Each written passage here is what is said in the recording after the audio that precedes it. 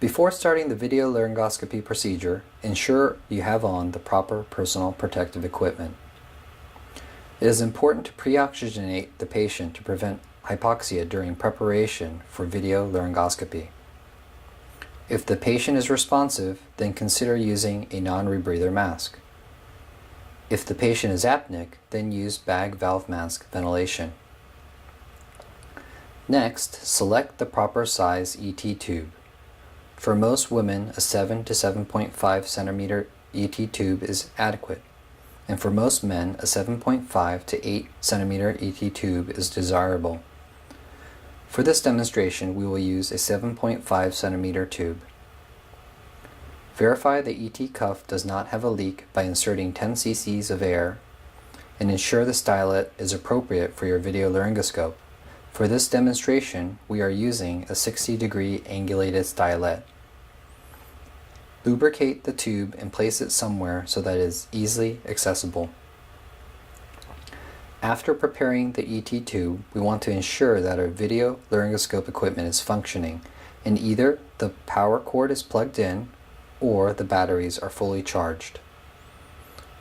Properly position the patient's head by placing a pillow or sheets under the neck and shoulder to align the base of the ear level with the sternum in order to maximize visualization of the vocal cords. Next, remove the oral pharyngeal airway and any dentures. If there is vomitus in the mouth, then suction before proceeding. The first step when using this type of 60-degree angulated video laryngoscope blade is to insert it midline to the mouth, unlike with direct laryngoscopy. As you place the video laryngoscope into the mouth midline, you want to watch inside the mouth to ensure the video laryngoscope blade clears the back of the tongue in order to prevent damage to the structures such as the pharynx or tonsils. Once the video laryngoscope advances beyond the back of the tongue, then look towards the screen and position the video laryngoscope so that you are able to see the vocal cords in the center to upper third of the screen. Have your assistant hand you the lubricated ET tube containing the 60-degree stylet.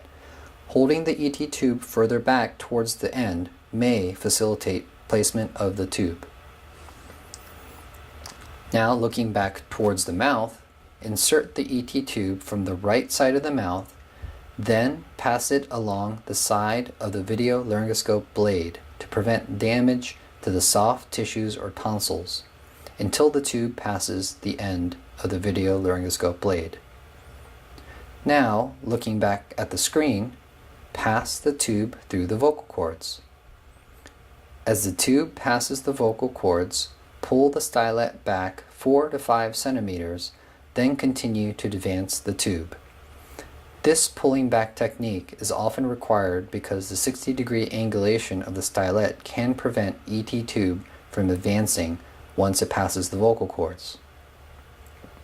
Once the ET tube is past the vocal cords, remove the video laryngoscope blade from the patient's mouth while still holding the ET tube. Next, inflate the cuff with approximately 10 cc's of air and pull the stylet out of the ET tube.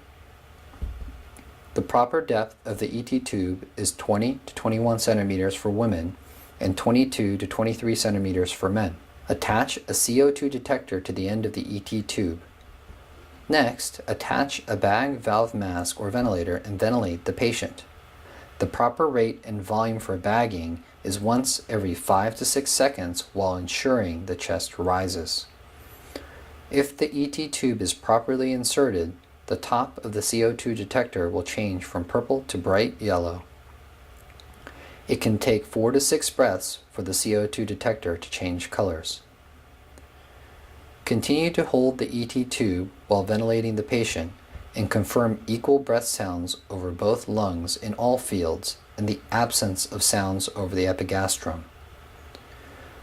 While continuing ventilation, next, secure the ET tube in place with tape or an ET tube holder like the one we are using in this demo.